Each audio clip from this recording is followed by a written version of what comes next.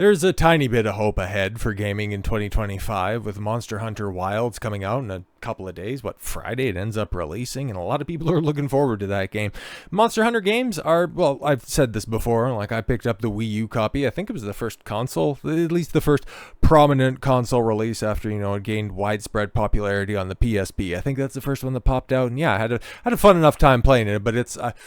what's the best way to put this? It's a very gamey game, okay, where it's very combat focused, and it has its fans. It's inspired a lot, and Capcom has really been cooking, okay? There's been people that have been out there just really trying to take it apart. It's gone woke. It's got a DEI department. Spoilers.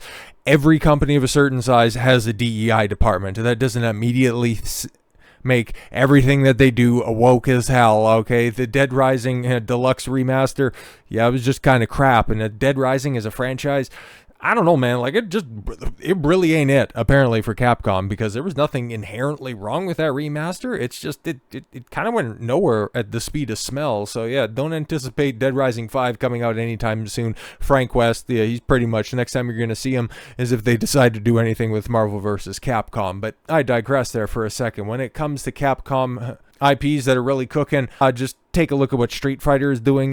Did they censor Mai? Okay, did they bring over one of their first guest characters? Did they put her in a burqa? No, man. Mai looks like Mai Shiranui, the way that you remember her from back in the cut, in all of her glory. And same with every other female, fighter in Street Fighter. Like, Capcom's doing all right, okay? That's why, for one of the very few games that's not Final Fantasy VII Part 3, okay, that I am kind of looking forward to, because I have a lot of fond memories of the original games.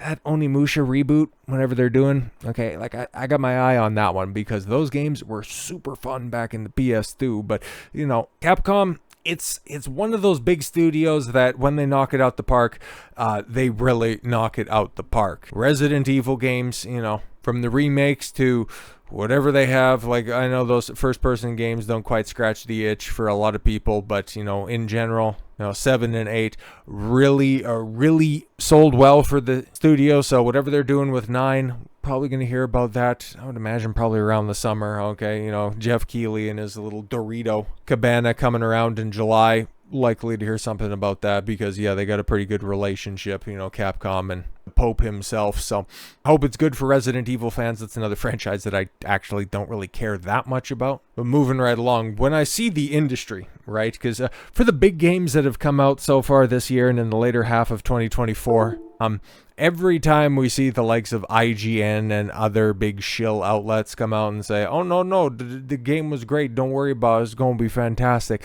it has been divisive at best, but the drizzling shits at worst. Case in point, Dragon Age of Elgard getting a 9, and then Monster Hunter Wilds getting an 8. That kind of leads me in the direction that, you know what, those several hundreds, thousands of players that checked out the beta, I think they're probably onto something. I think that good word of mouth for that game and the way that it has been promoted is probably going to work out pretty well for them. A shame about that whole Dragon Age of Elgard, and another game that ended up getting a 9 that is still doing gangbusters. Okay, Kingdom Come Deliverance II, a game with a lot of controversy around it, with certain underage romantic interests. That's a little interesting, okay, but the people that are still playing it, and the 70,000 people still playing it, okay, I can refresh this at this point in time, 62,000, that's getting a little bit later in the evening on a Monday night, so, do forgive me on that one, but 121,000 people checking it out over the weekend. What is that, a couple of weeks into its release? Yeah, I think the game is doing fine. 250,000 people concurrent to record. Yeah, that's still pretty good for a game that started as a crowdfunder all the way back in, 2021? Or even the original, I think it came out earlier than that. What was that, 2018 or something like that? I'm mixing up my numbers, but 91.5% positive reviews on Steam. 62,000 people still playing it, and it shows no signs of slowing down, so the people that like these types of games are quite receptive to this. It's more than like, as it sits right now when it comes to games releasing in 2025, it is far and away the biggest game, only to be overshadowed, I would imagine, by Monster Hunter Wilds, like that's the only other one that I could see coming along. Like I'd immediately take out, your yearly releases, like your Call of Duties, your Battlefield, that'll be a little bit different because it's been a minute since there's been one. But when it comes to big releases, like this is still at the end of the year, this is going to be one of those games that's going to get Game of the Year votes, which, hey, justifiably so. Not a game that I'm terribly interested in. I like to talk about the controversy because Daniel Varvo was a total nut job on that. But hey, you had a good game. You might have kneecapped it a little bit with just your public relations, but at the end of the day, the number men lie, women lie, but numbers don't. 250,000 people, 121,000 people over the weekend. Yeah, your game is doing fine. But another high-profile game that was released recently in the form of Avowed, it had its release weekend, and not hitting 20,000, bro. Like we were laughing at Dragon Age of Veilguard. That popped 40. Or no, I'm sorry, not 40. That would be my favorite game, at least in the past few years. Again, I've only been able to play it a little bit, which really makes me upset. Okay, just how little time I've had this year since this game has released. And yeah, I've only dropped in. Just as a point of reference, I have just gotten into the Mithril Mines. Okay. I've only had, since the game's released, I think my Steam count is like a dozen hours, and a lot of that was just, dinking around, making sure everything was running appropriately. So yeah, actual gameplay, probably closer to 10, which really pisses me off because I want to be playing this game, and, I got a birthday coming around.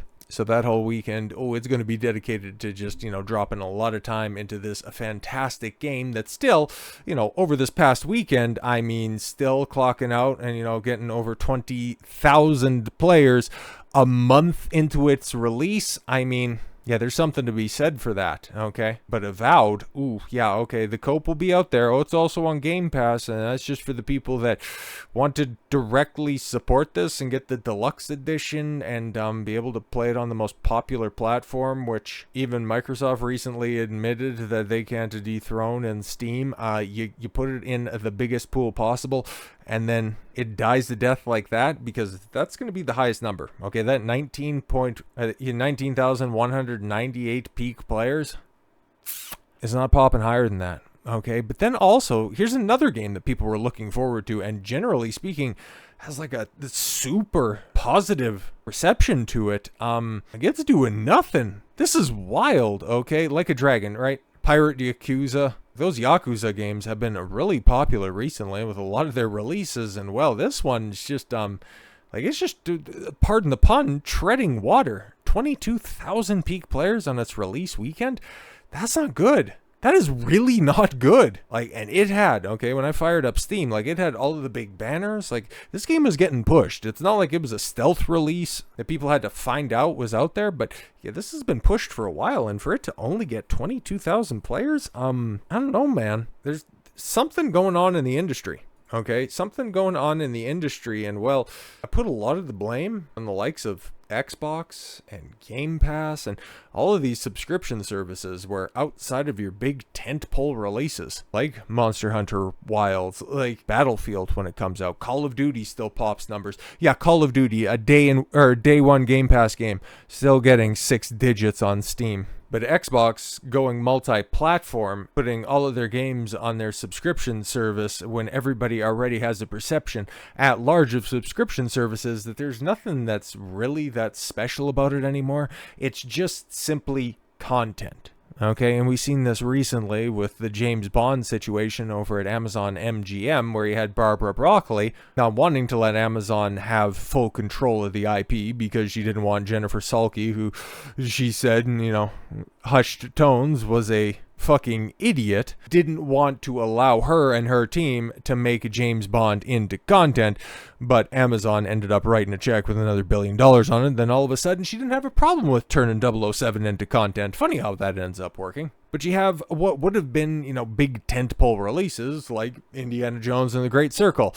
But of course that comes off of the back of just the definition of content in the 2023 abomination that was Dial of Destiny. But a Star Wars game flopping like Outlaws did? Ugh. Dragon Age the Veilguard being a hysterical blunder, and the only thing that's continuing to drive players to encourage replayability are free-to-play games like Marvel Rivals you see over there on the side, which is still getting, a consistent 200, 300,000, then over on the weekend 400 to 600,000 players. Your free-to-play games, or, of course, your super niche games that are exceptionally designed to cater to that niche audience, like Kingdom Come Deliverance. Gaming is in a weird spot, man, where they've seemed to have snatched away that crown as king of entertainment, right? Like, it's bigger. It's multiple times bigger than Hollywood, but they managed to speed run that post-streaming bubble lapse and get to the same point, and maybe even put themselves in a worse situation when it comes to the big studios and the big collapse over the top of that, quicker than Hollywood has. Because you see the budgets for these games, okay, and they aren't even coming close to recouping costs, okay, where they're having to cut back and scrap DLC plans, okay? As opposed to Hollywood that can throw out a clunker. I mean, just take Disney, for example. 2023 was bomb after bomb after bomb after bomb. 2024, they had the top 3 best performing films of the entire year. And now 2025, what's going to happen? Who knows? Mixed bag for sure. The first one was a flop. What happens after that? Well, Snow White, but they can offset Snow White with, what is likely to be probably $1 billion with Lilo and Stitch. I wouldn't be surprised if that live action remake doesn't make $1 billion. Same with Moana at the end of the year. But the Thunderbolts and Captain Black Falcon, Fantastic Four, I don't know. Same thing with Warner Brothers. Warner Brothers in the gaming space, in particular in 2023, best-selling game, full stop, in Hogwarts Legacy. How did they follow that up with? A $400 million write-down in care of Suicide Squad, Kill the Justice League, and Multiverses, flopping spectacularly. One was super woke, and the other one was super boring slop content that they were trying to milk their audience with microtransaction after microtransaction. Just showing you that there is more than one way to skin a cat and to ruin your industry simultaneously.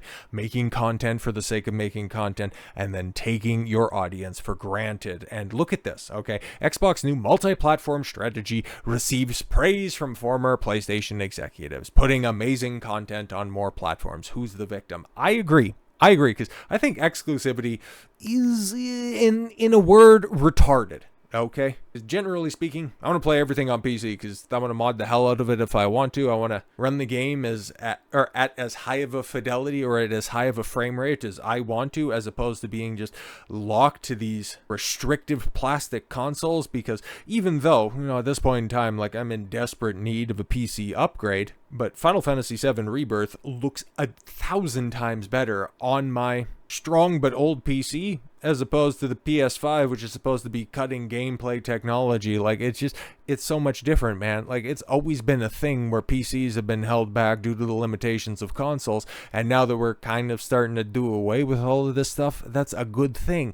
But what are we doing with all of this newfound freedom? Creating games that nobody's really excited about. So who's the victim? Yeah, putting amazing content on more platforms. The fact that we can just continue to crank out slop and expedite the collapse of our industry. Who's the victim? Ultimately, it's the same people that are benefiting from this stuff. And that's why I find gaming in 2025 such a weird spot. So with all that said, thank you all very much for the gift of your time. I've been Don Consuelo. I want you to follow your gut and get after it. Take care, everyone.